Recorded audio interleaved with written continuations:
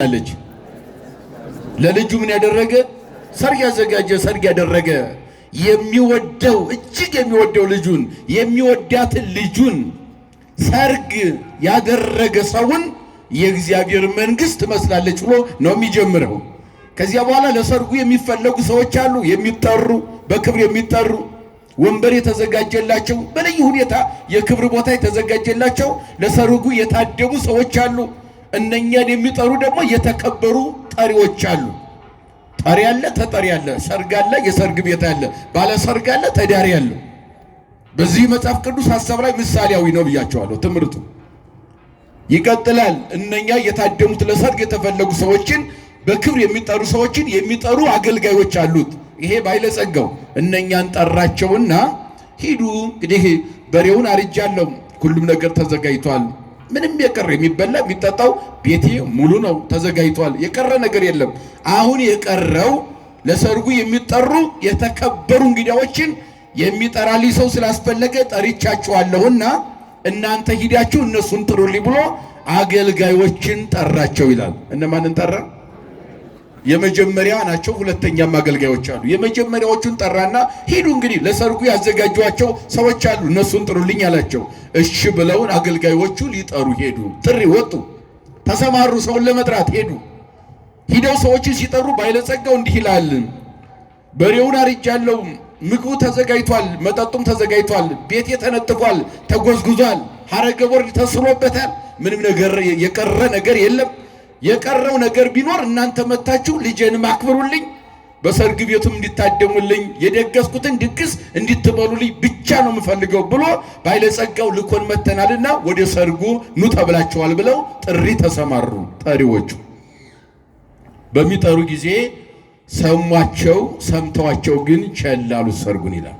ለሰርግ የተፈለጉት በክብር የተጠሩ ሰዎች ሰርጉን ቸል አሉት። ምን አሉት? ቸላሉት ይላል መጽሐፍ ቅዱስ። እንደው ምን ይላል? ቦዞ ፈረ ውስተ ገራይቱ እርሻ ባርስ ይሻለኛል፣ አንድ ቀን ያረስኩት ለዓመት ቀለብ ሊሆነኝ ይችላል ብሎ ሰርጉን ቸል ብሎ ወደ እርሻው የተሰማራ ሰው አለ።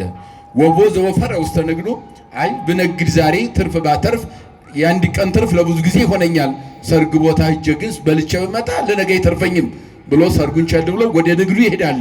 ወቦዞ ፈረ ውስተ አጸደ ወይኑ ይላል ወንጌል። ወደ ወይን ቦታውም የሄደ ሰው አለ። ወይኔን ብኮተኩተው ብተክለው ውሃ ባጠጣው ወይኔ ብዙ ነገር ያፈራል፣ ነገ ይጠቅመኛል ብሎ ሰርጉን በተለያየ ምክንያት ቸል ብለውት ወደ የግል ስራቸው ሄዱ ይላል። ከዚያ የተረፉ ሰዎች የነኚህ ይሻላል። ሰርጉን ቸል ብለው ወደ ተለያየ ግብራቸው ስራቸው ሄዱ ሰዎች ይሻላሉ። ከዚያ የተረፉ ደግሞ የከፉ ሰዎች ደግሞ ሰርግ ስለተጠሩ ሰርግ የሚጠሩትን ይዘው ገረፏቸው ይላል። ምን አሏቸው? ሰርግ የሚጠሩትን ምን አሏቸው? ወዘቀሰፍዎ የገረፉት አለ፣ የተገረፈ ሰርግ ጠሪ አለ። ወዘቀተልዎ የገደሉት አለ። ወዘሞቅህዎ ያሰሩትም አለ፣ እስር ቤት የገባ አለ፣ የታሰረ አለ፣ በሰይፍ የተገደለም አለ ይላል። ሰርግ ስለጠሩ እንደዚህ የሆኑ አገልጋዮች አሉ። ከዚያ በኋላ ሌሎቹን ሁለተኛ ባሪያዎቹን ላከ። እነኛ ሲልካቸው እነኛንም እንደዚሁ አደረጓቸውና ሰርጉን ቸል ብለውት በየራሳቸው ሄዱ። ተመልሰው መጡና ምን አሉት? ጌታ ሆይ ወይም ያን ባለጸጋውን ሰው ለሰርግ የታደሙት የተፈለጉት በክብር ይጠሩ ዘንድ የመረጥካቸው ሰዎች ሰርጉን ቸል ብለውታል፣ ወደዚህ መምጣት አልቻሉም አሉት። እንግዲያውስ ከዚህ በኋላ ለሰርግ የተፈለጉትን በክብር የሚፈለጉትን ሰዎች ሳይሆን በየመንገዱ በየመኩራቡ የወደቁትን አንሸር የላቸውን ህዝብ ሂሳብ ሳትሉ ጥሩና አንጡልኝ አለ። ሰውየው ድግሱን ደግሷል፣ ልጁን ድሯል። የሚወደውን ልጁን ቤቱ ተነጥፏል፣ ተጎዝጉዟል፣ ተውቧል። ወደዚያም የሚመጣው ድግሱ ተደግሶ ሁሉ ነገር ሞልቷል። የቀረው ሰው መንጣን ነው። ስለዚህ ሰውየው ምን አለ? እዚህ በኋላ ለሰርግ የሚመረጥ የለም። ያገኛችሁትን ሁሉ በየመንገዱ ምን በሉልኝ፣ ንገሩኝ፣ ምን በሉልኝ፣ ጥሩና አንጡልኝ አለ ሰውየው። ከዚያ በኋላ በታዘዙት መሰረት እነኚህ ባሪያዎቹ ሄዱና በየመንገዱ በየመኩራቡ በየቦታ ያገኙትን ሁሉ ሰው ሳይመርጡ ጠሩ ይላል። ሲጠሩም ሰው ተሰብስቦ መጣና እየተጠራ ሁሉ ወመላ ቤተ በዓል ምን ላይ ረፍቁ ለከብካብ ለሰርጉ የተጠሩ ሰዎች መጡና የባለጸጋውን ቤት ሞሉት ይላል። ምን አሉት? የማን ቤት ሞላ? እነኛ የተጠሩት ቀረባቸው። ማለትም ለክብር የተጠሩት የክብር እንግዳ የተባሉ ሰዎች ቀረባቸው። ሌላው ተጠርቶ መጣና የባለጸጋው ቤት ሞላ ይላል። ይህ ሰው ደስ አለው። ቤት ሞልቶላል፣ ደስ ይበል፣ ድግስን የሚበላ መጥቷል፣ አይዞ ደስ ይበል ብለው እነኛ ነገሩት። ከዚያ በኋላ እሱም ወቦአ ባዕል ውስተ ከብካብ፣ ወደ ከብካብ ወደ ሰርጉ ገባና ሰውየው ከመይራይ ለይረፍቁ ለከብካብ ለሰርጉ የመጡ ሰዎችን ያያቸው ዘንድ ወደ ድግስ ቤቱ ወደ ሰርግ ቤቱ ባለጸጋው እንግዳዎችን ሊያይ በገባ ጊዜ ቤቱ ሞልቶ እንግዳው ሁሉም መጥቶ ቤቱን ሞልቶት አገኘ። ሰውየውም ደስ አለውና ህዝቡን በሚቃኝበት ጊዜ ሰርጉ ቤት ያለውን ህዝብ ሲቃኝ ሲመለከት ውስጥ ገብቶ ደስታውን በሚገልጽበት ጊዜ ወረከበ አሐደ ብእሴ ዘይለብሰ ልብሰ መራ፣ የሰርግ ልብስ ያለበሰ አንድ ሰው አገኘ ይላል። ምን አልኳችሁ? ደስ ብሎት ቤቱ ሞልቶለት ሲገባ ምን አገኘ? ስንት ሰው አገኘ? ያው መጽሐፍ ቁጥር አብዝቶ አሳንሶ መናገር ልማደ መጽሐፍ ነው፣ ችግር የለውም። መቶውን አንድ ማለት ይችላል መጽሐፍ በቁጥር ምንም ችግር የለም። ሚስጥር አያዛባም ብለውታል ሊቃውንቱ። ብዙውን አንድ ብሎ መቁጠር ልማደ መጽሐፍ ነው። ስለዚህ አንድ ሰው የሰርግ ልብስ ያለበሰ ሰው በሰርጉ መካከል አገኘ። ገባና ሰውየው አላስደነገጠውም፣ ክፉ ነገርም አልተናገረውም፣ ውጣም አላለውም። የሚገርማችሁ በፍቅር ዝቅ ብሎ ቀረበውና ምን አለው? ሰውየውን አክብሮ ልዩ ክብር ሰጥቶ ዝቅ ብሎ በክብር ምን አለው? ኦ አርክዬ ለምን ትቦይ ከዚህ ዘይለበስከ ልብሰ መራ፣ የሰርግ ልብስ ያለበስክ ስትሆን ወይም የሰርግ ልብስ ሳትለብስ ወዳጄ ሆይ ለምን እዚህ መጣ አለው። በክብር በትህትና ነው የጠየቀው። እስኪ በሉ ወዳጄ ሆይ በሉ እስኪ። የሰርግ ልብስ ሳትለብስ ወደዚህ ለምን መጣ? አያችሁ፣ ይህ ሲለው ምን አለ ነው የሚለው ሰውየው። ወውእቱ ተፈጽመ፣ እሱ ዝም አለ። ምን አለ? ርዕሳችን ነው አይደለ? እሱም ምን አለ? ዝም አለ። ምክንያቱም መልስ አልሰጠም። ጸጥ ነው ያለው፣ መልስ አልሰጠም ሰውየው። ከዚያ በኋላ ያ ባለጸጋው ምን አለ? ይህንን የሰርግ ልብስ ስላለበሰ አውጡትና ጨለማ ወዳለበት ጥርስ መፋጨት ወዳለበት ቦታ ውሰዱት፣ ወደዚያ የሰርግ ልብስ አልለበሰም ብሎ ፈረደበት ይላል። አያችሁ፣ ፊተኞች ኋለኞች፣ ኋለኞች ፊተኞች ይሆናሉ። የተጠሩት ቀሩና የታሰቡት በሰርጉ ቤት የተፈለጉት ቀሩና ያልተፈለጉ ሰዎች መጥተው የሰርግ ቤት ሞሉትና ደስታው ተካፋይ ሆኑ። ይሄ ምሳሌያዊ ትምህርት ነው ያልኳችሁ። እስካሁን ምሳሌ ነው የተናገርነው። ለዚህ ነው መጽሐፍ ቅዱስ ትርጓሜ ያሸዋል በደንብ ሊተረጎም ግድ ነው። ስለዚህ ባለጸጋው ማን ነው ወደሚለው እንምጣ። ወደ መሰረታዊ ሐሳቡ የመጽሐፍ ቅዱስ ምሳሌውን ከተናገር አማናዊ ትምህርቱ ምንድነው ከተባለ ያ ባለጸጋ ዮሐንስ ወልደ ነጎድጓድ በቅዳሴው ላይ ምን ይለዋል ሲገልጸው ባለጸጋው ማን እንደሆነ በኃይል ዘይለቅህዎ፣ ባለጸጋ የማያበድረው ከባለጸጎች ብድርን የማይሻ እግዚእ ዘይግዝዎ፣ ጌታ የማይገዛው ከጌቶች ግዛትን የማይሻ ንጉሥ ዘይሰይምዎ፣ ንጉሥ የማይሾመው ከነገስታት ሹመትን የማይሻ እስመ ባዕል እግዚአብሔር ያክል ለሁሉ አትረፍርፎ የሚሰጥ ብቸኛው ባለጸጋ እግዚአብሔር ነው ይላል። ክብርና ምስጋና ለእግዚአብሔር ይሁን። ብቸኛው ባለጸጋ አያችሁ። ዛሬ ባለጸጋ የሆነው ነገ ያጣል፣ ዛሬ ያጣው ነገ ያገኛል። ዓለም ምንድን ነው? እንደተቀያየረ ነው፣ እንደተለዋወጠ ይኖራል። ሁልጊዜ አግኝቶ ሰው አይኖርም፣ ማጣት ይኖራል። ዓለም ሁለት ነገር ስለሚያስተናግድ ይህ ዓለም ሲፈጠር በራሱ ሁለት ነገር እንዲያስተናግድ ተደርጎ ነው የተፈጠረው። ደስታና ሐዘንን ተቃራኒ ሁለት ነገሮች ይፈራረቁበታል። ማግኘትና ማጣት፣ መሾምና መሻር፣ መክበርና መዋረድ፣ እነኚህን ሁለት ነገሮች ተቃራኒ ነገር ተሸክሞ የሚኖር ዓለም ነው። በዚህ መካከል ደግሞ የኛ ህይወት ሊያልፍ ግድ ነው። ለዚህ ነው አንዳንድ ጊዜ ዓለም 9 ይላል ሰው ልጅ ሲጨንቀው። ዓለም 9 ምን ማለት ነው? ዓለም 9 10 አትሞላም ነው አይደል? ሐሳቡ እንደዚያ ነው። ግን 10 ሞላን፣ ሺህም ሞልቷል፣ እልፍም ሞልቷል። ችግር የለም፣ የቁጥር ጉዳይ አይደለም። ዓለም 9 ነው የሚባለው ሁለት ተቃራኒ ነገር የምታስተናግድ ዓለም ውስጥ ስለምንኖር ሁል ጊዜ ደስታ የለም፣ ሐዘን ግድ ነው። ሁል ጊዜ ማግኘት የለም፣ ምን አለ? ማጣት አለ። ሁል ጊዜ ተሹሞ መኖር አይቻልም፣ ምን አለ? መሻር አለ። ዓለም እንኳን ባይሽረን እግዚአብሔር ወደ መቃብር ያወርዳል። ሽሮ አውርዶ ማለት በጨርቅ ጠቅልሎ ያወርዳል እግዚአብሔር። አያችሁ፣ በመቃብር ውስጥ ማለፍ ዓለም ግዴታው ስለሆነ መቃብር ረግጦ የተነሳው የድንግል ማርያም ልጅ የሞት ማሰሪያን የቆረጠው ሲኦልን የበረበረው ዓለምን ነፃ ያወጣው ማን ብቻ ነው? ንጉሠ ነገሥት ክርስቶስ ነው። ክብር ለስሙ ይሁንና መድኃኔዓለም ነው። ሌላው ሁሉ እየታሰረ መቃብር ይወርዳል። ራሱ ጠርቶ በአደባባይ አቁሞ ፍርድ እስከሚሰጠው ድረስ እንደዚያ ነው ዓለም የሚያልፈው። ግን ከዚህ ሁሉ ሳይደርስ ምን ያስፈልጋል? የሰርግ ልብስ መልበስ አማራጭ የሌለው ጉዳይ ነው። የሰርግ ልብስ ሳይለበስ ግን ሰርግ ቤት አይገባም። አያችሁት? ባለጸጋው እግዚአብሔር ነው ባጭሩ። ሰርግ አደረገ ለልጁ የሚወደው ልጁን ዳረ ማለት አያችሁ፣ ተቀዳሚ ተከታይ የሌለው ልጁን ሂድና ሰው ሁን ብሎ በፈቃድ በአንዲት ፈቃዳቸው ሰው ሁኖ ወልድ መንጣቱን ነው። ሰርጉ እግዚአብሔር ሰው መሆን ነው። የተዳረው እግዚአብሔር ወልድ ነው። የዳሪው እግዚአብሔር አብ ነው። መተርጉማን የሐዲስ ኪዳን ሊቃውንት ሲራቀቁበት፣ በተለይ እነ ቄርሎስ ደግሞ በመጻሕፍተ ሊቃውንት ይራቀቁታል። ለእነ ጰላዲዮስ ደቀ መዝሙራቸው ዳሪው እግዚአብሔር አብ ነው፣ ተዳሪው እግዚአብሔር ወልድ ነው አሉ። ይሄ ነገረ ተዋሂዶ ነው። በእርግጥ እንዴት ዳረው እግዚአብሔር ወልድን እግዚአብሔር አብ እንዴት ዳረው ለማን ዳረው ከሆነ እግዚአብሔር ወልድ ሰው መሆኑ ሰርግ ነው ብለው ገልጸውታል። የሰርግ ቤት ድንግል ማርያም ናት። እየሰማችሁ ነው? እግዚአብሔር ሰው ሆነ ተዳረ ማለት እግዚአብሔር ወልድ ሥጋ ለበሰ። ዳሪው እግዚአብሔር አብ ነው ማለት በአንዲት ፈቃድ የሶስቱ አንዲት ፈቃድ ያለቻቸው የአብ የወልድ የመንፈስ ቅዱስ በራሱ ፈቃድ በአባቱ ፈቃድ በመንፈስ ቅዱስ ፈቃድ ሊያድነን ምን አለ ነው መጣ ነው አይደለም? ማን ነው የመጣው? አካላዊ ቃል ኢየሱስ ክርስቶስ የአብ የባህሪ ልጅ ለሰማያዊ ልደቱ እናት ያላስፈለገችው የአብ የባህሪ ልጅ ነው። ለምድራዊ ልደቱ አባት ያላስፈለገው የድንግል ማርያም ልጅ ማነው? እሱ መድኃኔዓለም። ክብር ለስሙ ይሁን። መድኃኔዓለም። ስለዚህ ተዳረ ማለት ሰው ሆነ ማለት ነው። ሥጋ ለበሰ ማለት ነው። ዓለምን ለማዳን መጣ ማለት ነው። አብ ደግሞ ዳረ ልጁን ማለት ደግሞ አንዲት ፈቃድ ነው ያላቸው። በሁሉም ፈቃድ ነው፣ በአንዲት ፈቃድ ነው የመጣው እግዚአብሔር ወልድ ማለት ነው። ሰርግ ቤቱ ማን ነው? ድንግል ማርያም ናት። በእሷን የተከናወነው በሰርግ ቤት ሁሉም ነገር እንደሚከናወን የእግዚአብሔር ሰው መሆን የተከናወነው በማኅፀነ ማርያም ነው። ከሥጋዋ ሥጋ ከነፍሷ ነፍስ ነስቶ እግዚአብሔር ምን ሆነ? ምን ሆነ? አዎ 9 ወር በዚያ በረቀቀ የብርሃን ሰፋድል ኪዳነ ወልድ ክፍሌ ትንቢተ ሕዝቅኤልን በተረጎመበት አንቀጹ በ44ኛው ምዕራፍ ላይ ሕዝቅኤል ሲተረጉመው በረቀቀ ሰፋድል እግዚአብሔር በማኅፀነ ማርያም አደረ ብሏል። ይህ እንደው ሕዝቅኤል ነቢዩ አየ ብሎ ያየውን መቅደስ በጽኑ ቁልፍ የተቆለፈ የኃያላን ጌታ ገብቶ ወጣበት አለ። ያ የኃያላን ጌታ እግዚአብሔር ወልድ ነው። የተቆለፈችው መቅደስ ድንግል ማርያም ናት። ቁልፉ ማኅተመ ድንግልናዋ ሳይለውጥ ገብቶ መውጣቱን ነው። እንደተቆለፈ ገብቶ እንደተቆለፈ ወጣ።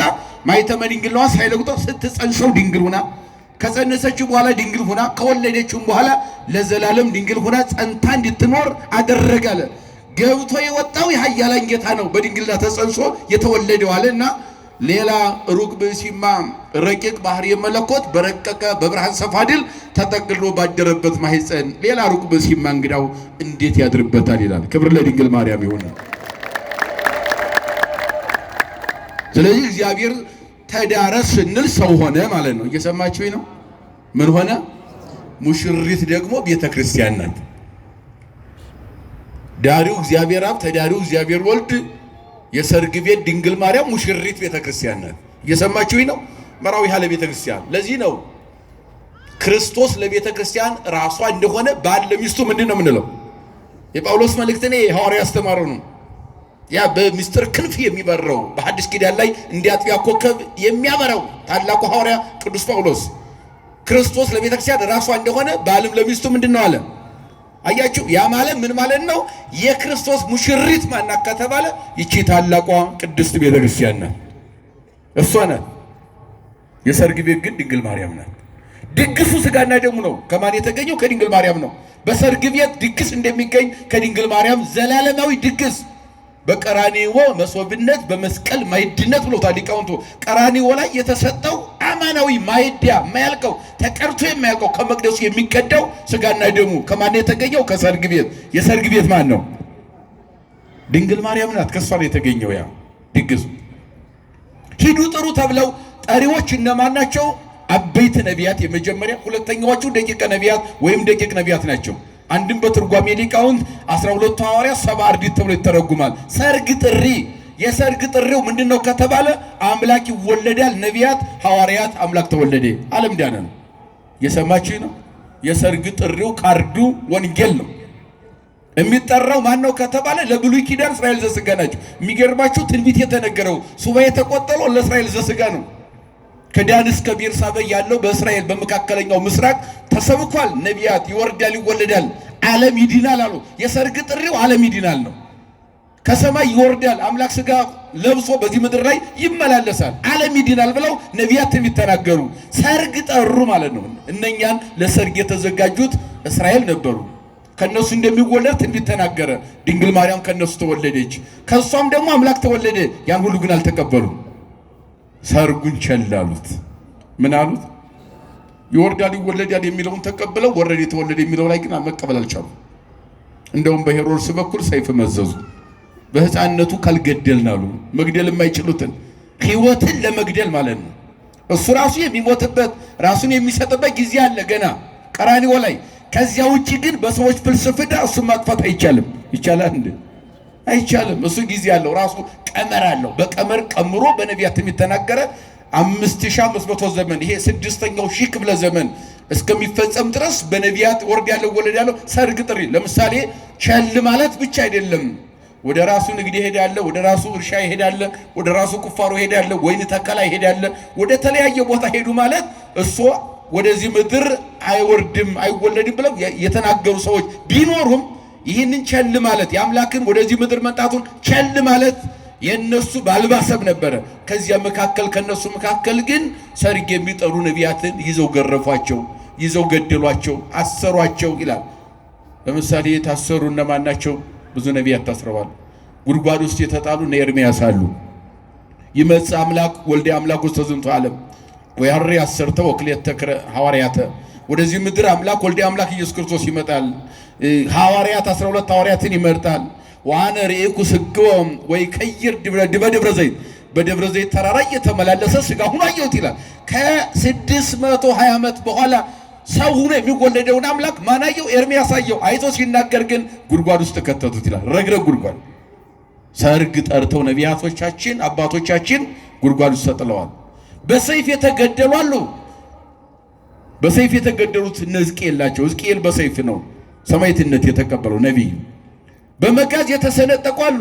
እነሆ ምልክቱ ድንግል ትጸንሳለች፣ ወንድ ልጅ ትወልዳለች፣ ስሙ ማን ይባላል? ምን ማለት ነው ትርጉሙ? ዘበትርጓሜው እግዚአብሔር ምስሌነ፣ እግዚአብሔር ከኛ ጋር ነው ማለት ነው ትርጉሙ። ይሄን የተናገረው ኢሳይያስ ነው በ7ኛው ምዕራፍ 14ኛው ቁጥር ላይ ቀመር ላይ ይህን ሲናገር ይህ ነቢይ የሌለ ነገር እንዴት ይናገራል? በስነ ተዋልዶም በስነ ፍጥረትም ድንግል ጸንሳ አታውቅም፣ ልትወልድም አትችልም፣ ከየት ያመጣው የሐሰት ትምህርት ነው ብለው ባልገባቸው ሚስጥር ነቢዩ ኢሳይያስን ምናሴ በሚባል ከሃዲ ንጉሥ ከሁለት በመጋዝ አሰንጥቀው ገለውታል። ነቢዩ ሰርግ ሊጠሩ ሄዱ፣ ተንገላቱ። አባቶቻችን ወደ ድነት ሰርግ ቢጠሩ ዘላለማዊ የሕይወት ሰርግ የሕይወት ምግብ በልተው ሕይወት እንዲያገኙ ተጠሩ። ነገር ግን ጥሩን አላከበሩ። እነኛ ነቢያት ናቸው። ሐዋርያትም ይወርዳል ይወለዳል ብለው ነቢያት የተናገሩትን ወረደ የተወለደ ብለው ባለም ሰበኩ። እነ ጴጥሮስ ቁልቁል ተሰቀሉ፣ እነ ጳውሎስም ደግሞ በሰይፍ ተሰየፉ። መከራተ እነ እስጢፋኖስ በድንጋይ ተወገሩ። ሰርግ ሊጠሩ ነው ግን የመጡት። ሰርጉ ማን ነው? አምላክ ሰው ሆኗል፣ ዓለም ድኗል። ከዚህ በኋላ ሰው ሊኮነን የሚችለው በራሱ ኃጢአት በራሱ በደል እሱም ባለማመን እርሱም ባለመቀበል ነው። መድኃኔ ዓለምን ባለመቀበል ሰው ሊኮነን ይችላል። አለበለዚያ ግን ሰው ኃጢአትም እንኳን ቢሰራ ወድቆ መነሳት በመድኃኔ ዓለም ይቻላል። ንስሐ የሚባል ምርኩዝ ሰጥቷል እግዚአብሔር። ተጠሩ፣ አልመጡም። የሰርግ ቤት ድንግል ማርያም፣ የሰርግ ቤት ቤተክርስቲያን፣ የሰርግ ቤት መንግሥተ ሰማያት ብሎም ይተረጎማል። በትርጓሜ ሊቃውንት በሰፊው ሲተረጎም ማለት ነው። ተጠሩ፣ ጥሪውን ግን ያላከበሩ ብዙዎች ናቸው። ከዚህ በኋላ በየመንገዱ ያለው ሁሉ ጥሩልኝ። ለሰርግ የታደሙ እስራኤል ዘሥጋ ነበሩ። ትንቢት የተነገረላቸው፣ ስባ የተቆጠረላቸው፣ ተስፋ መስቀል የተሰበከላቸው እነሱ ቸል ካሉት እስራኤል ዘሥጋ አይሁድ ካልተቀበሉት ሕዝብ የለም አሕዛብ የለም። አልቦ አይሁዳዊ ወአልቦ አረማዊ፣ አረማዊ የለም እንጨት የሚያመልክ ድንጋይ የሚያመልክ፣ አይሁዳዊ የለም። እገሌ ወገሌ ሳትሉ ያገኛቸውትን ሁሉ ጥሩልኝ ወደ መንግስቴ ብሎ እግዚአብሔር አሰማራ። ሊቃውንቱም በየዘመኑ ከዚያ ጀምሮ እስካሁን ድረስ በየዘመኑ እግዚአብሔር ልኳል። ዓለም ሁሉ ተጠርቷል ለሰርግ። በሐዲስ ኪዳን እገሌ ወገሌ የለም። በብሉይ ኪዳን ለእስራኤል ዘሥጋ ነበር እየተነገረ የነበረው። በሐዲስ ኪዳን ግን ሕዝብ የለም አሕዛብ የለም፣ ነገድ የለም፣ ሐውርት የለም፣ ቋንቋ የለም፣ ጎሳ የለም። ለሁሉም መድኃኔ ዓለም ቀራንዮ ላይ ተሰቅሎ ነፃነትን ሰጥቷል። ክብርና ምስጋና ለስሙ ይሁን። ሁሉም ይጠራል መድኃኔ ዓለም። ለሁሉም ነው ቀራንዮ ላይ የዋለው። ለሁሉም ነው እርቃኑን እርጥብ ግንድ የተሸከመው። ለሁሉም ነው ጨርቅ አገልድሞ ቀራንዮ ላይ እጆቹን መስቀል ላይ የዘረጋው። ለሁሉም ነው በችንካር ተወጥሮ የተሰቀለው።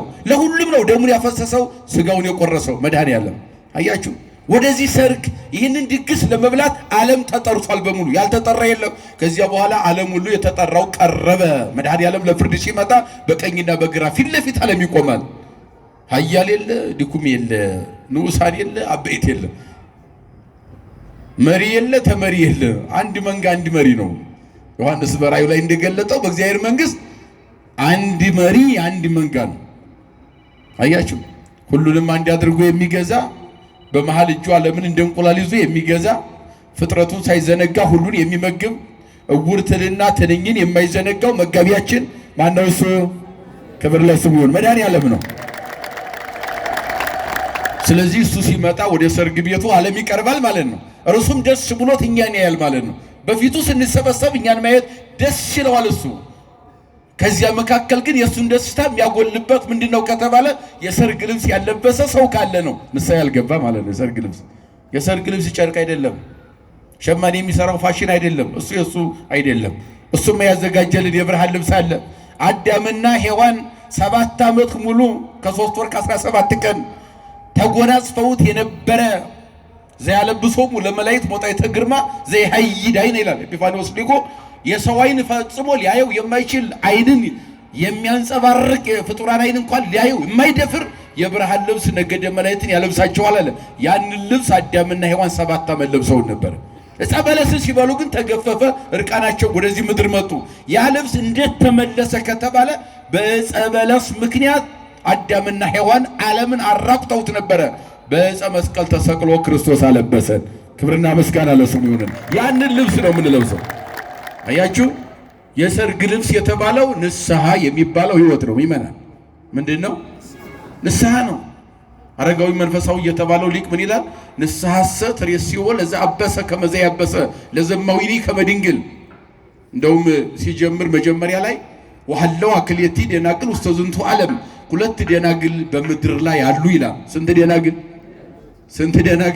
2 ደናግል ብቻ በምድር ላይ አሉ ይላል። ቀዳማዊት ማርያም እሙ ለመድኃኔዓለም የወለደት ካልአ ወይትወልድ ዘንበለ እግዚአ መናፍስት። የመጀመሪያዋ ድንግል ማናት? ምሳሌ የሌላት ተወዳዳሪ የሌላት ብቸኛዋ በምድር ላይ ያለ ድንግል የመጀመሪያዋ ምሳሌ የማንሰጣት ድንግል ማናት ከተባለ መድኃኔዓለምን የወለደች የመድኃኔዓለም እናት ማናት? እሷ ከሱ ውጭም ልትወልድ የማትችል ያልወለደችም ከሱም በፊት ሌላ የሌላት ወደፊትም የማይኖራት አንዲት ድንግል አለች። ምሳሌ የላትም። የመጀመሪያዋ ድንግል ማርያም ናት ይላል። ክብርና ምስጋና ለእናታችን ይሁን። በእውነት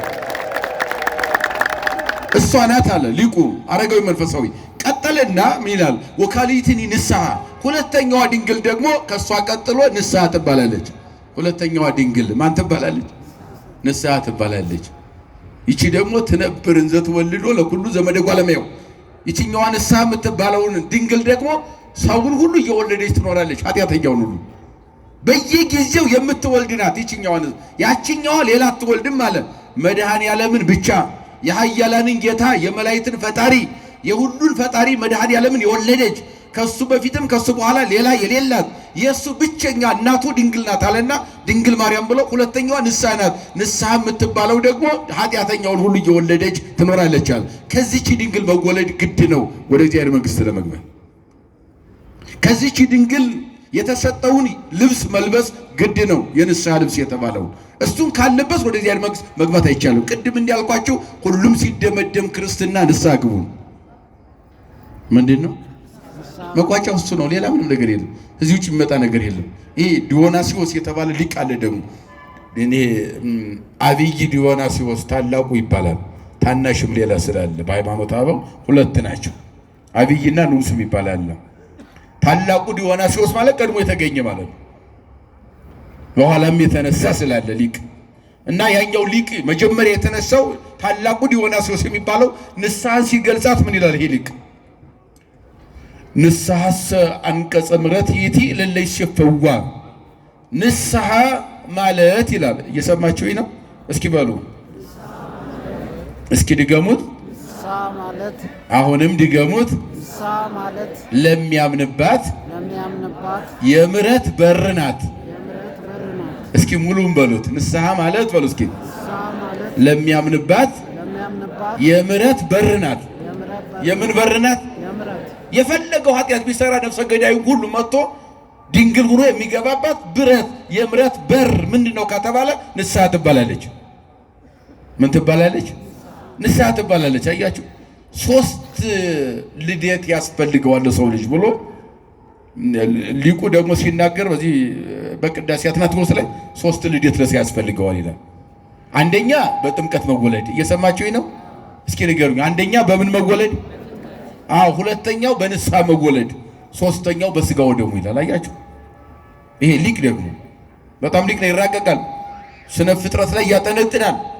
የሰዎችን ድቀትና መነሳትን በደንብ አድርጎ የሚተነትን ሊቅ ነው። እና 3 ልደት ያስፈልገዋል ሰው ጻድቅ ለመሆን ይላል። አንደኛው ከምን መወለድ? በጥምቀት አይደለ? በ40-80 ቀን መወለድ።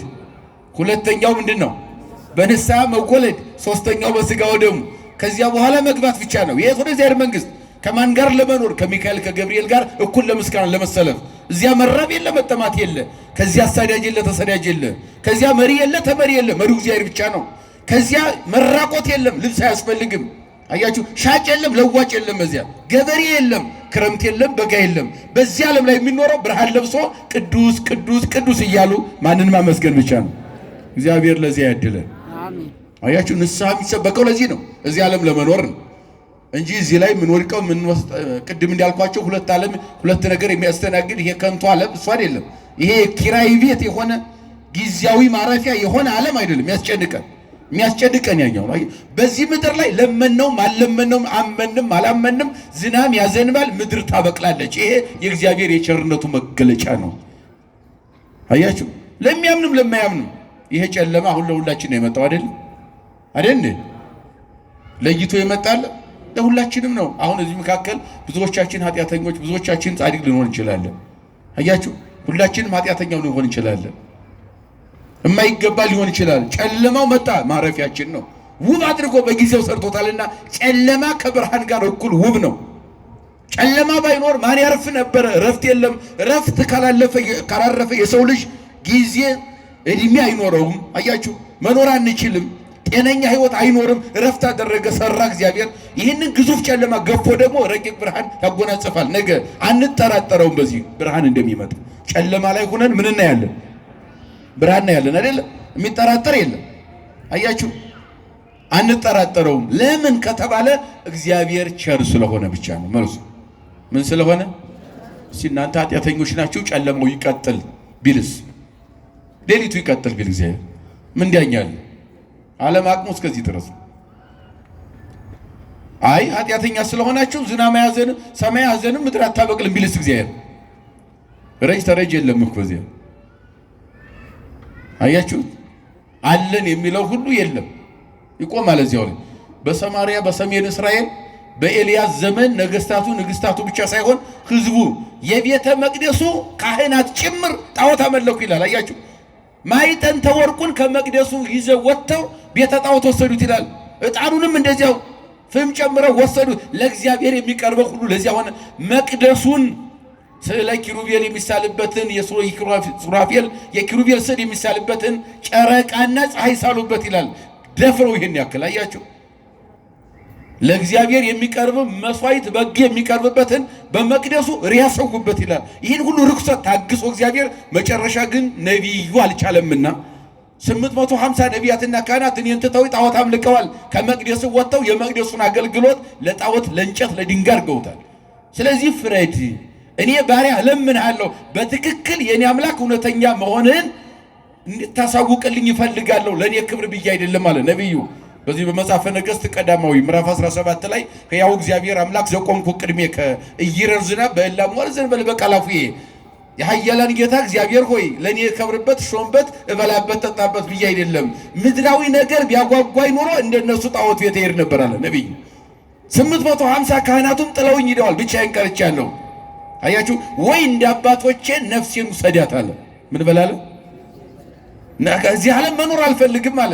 ደግሞም በዚህ ምድር ላይ እንዲቆይ ከፈለክ እኔ አዝንም ብዬ ሰማይን ካላዘዝኩት በስተቀር ሰማይ ዝናብ እንደያዘ ምድር እንዲያታበቅላ 3 ዓመት ከ6 ወር ዘጋው ያን ዓለም። አያችሁ፣ 3 ዓመት ሲዘጋ ሀብታም ነኝ አለኝ የሚለው ሁሉ ተንቀጠቀጠ። ውሃው ቆመ።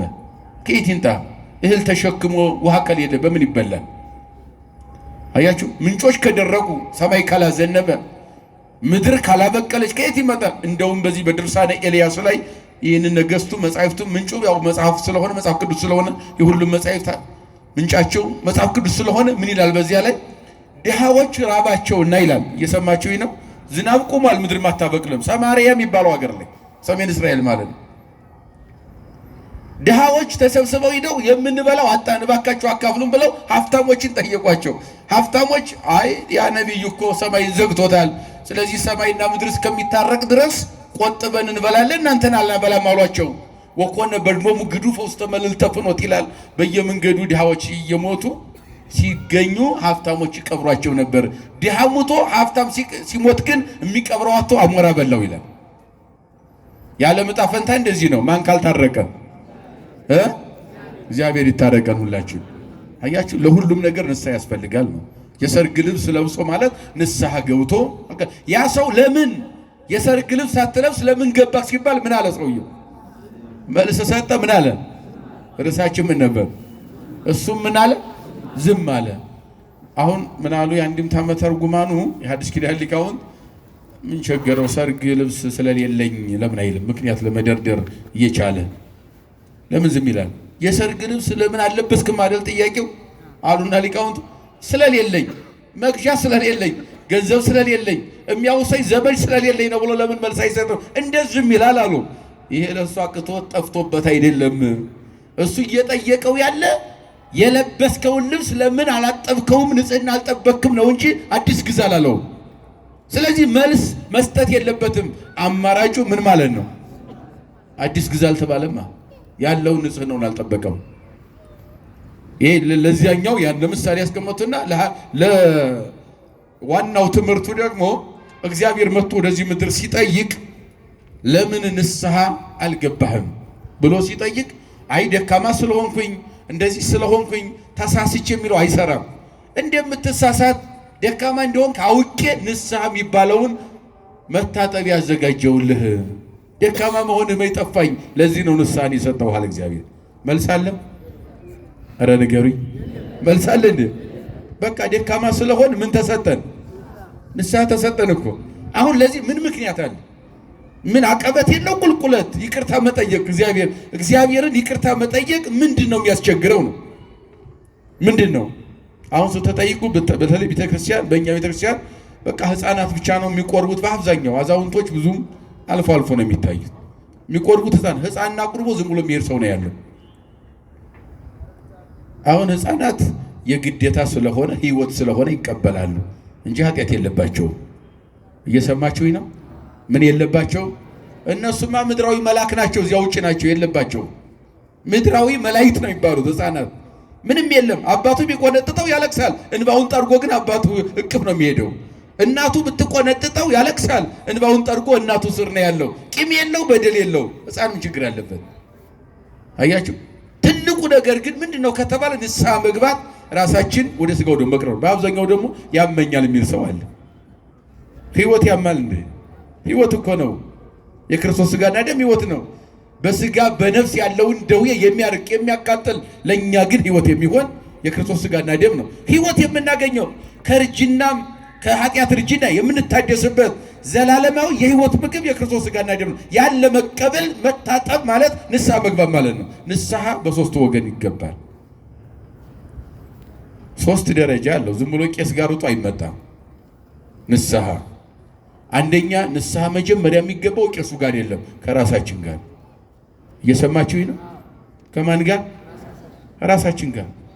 የተጣላነውን ሳንታረቅ፣ የበደልነውን ሳንክስ፣ የቀማነው ሳንመለስ ወደ ቄስ ዝም ብሎ አይመጣም። መጀመሪያ የራስን ድርሻ መወጣት ያስፈልጋል። የመጀመሪያው ንስሐ ከማን ጋር ነው የምንገባው? ራሳችን ጋር ነው። ምንድነው የበደልኩት? ማንነው የበደልኩት? ማንነው ያሳዘንኩት? ምንድነው ክፉ ስራዬ ብሎ ራስን መመርመር መፈተሽ ራስን ያስፈልጋል። አያችሁ በመጽሐፍ ቅዱስ የምንመለከታቸው ኃጢአተኞች እግዚአብሔር ይቅር ያላቸው እንደዚህ ነው የምንመለከተው። አያችሁ መጀመሪያ አሁን ያቺ ማርያም ተፍረትን ማቴዎስ 26 ዮሐንስ 11 ስታነቡ ማርያም የሽቷ ማርያም የምትባለው መጀመሪያ የመረመረችው ንስሐ የገባቸው ራሷ ጋር ነው። እድሜ ልኳን በዝሙቱ በተለያየ ዓለም ነው የኖረችው። ብዙ ገንዘብ አጠራቀመች። ገንዘቡ ደግሞ ብል ስለሚበላው ስለሚበሰብስ ወደ ወርቅ ቀየረችው። 300 ግራም የሚመዝን ወርቅ ቤቷ አስቀመጠች ሳጥን ውስጥ። ያንን አድርጋ አሁንም ለሌላ ኃጢአት ለመስራት ትዘጋጅ ነበር። መልከ መልካም ነበረች። ከራሷ እስከ እግሯ መስታወት ነበራት። አየችና መረመረችው። ስታየው መልኳ ውብ ነች። ግን ምን ትርጉም አለው? ደም ግባት ይደርቃል፣ ውበትም ይጠወልጋል፣ ቆዳም ያሸበሽባል፣ ጸጉርም ይነጫጫል። ውበቴ መጥቷል። የት ነው ያለው? ባላዛር በኒቆዲሞስ ቤት በቢታንያ ያለ። ወደ ውበቴ ወደ ጌታ ልሂድ ብላ ያንን ወርቅ ወደ ሽቱ ቀይራ ለክብር ለነገስታት ብቻ የሚቀቡ ሽቱ ይዛ ወደ ጌታው ሄደችው። ዝቅ ብላ እግሩ ስር አለቀሰች ይላል። በሱ ላይ ሽቱን አርከፈከፈች። እያለቀሰች እንባዋ እየወረደ ዝቅ ብላ በፀጉሯ የጌታዋን እግር እየጠረገች ይቅር በለኝ አለችው። ብዙ ወዳኛለችና ብዙ ኃጢአቷን ይቅር ብየዋለሁ አለ። ክብር ለመድኃኔዓለም ይሁን።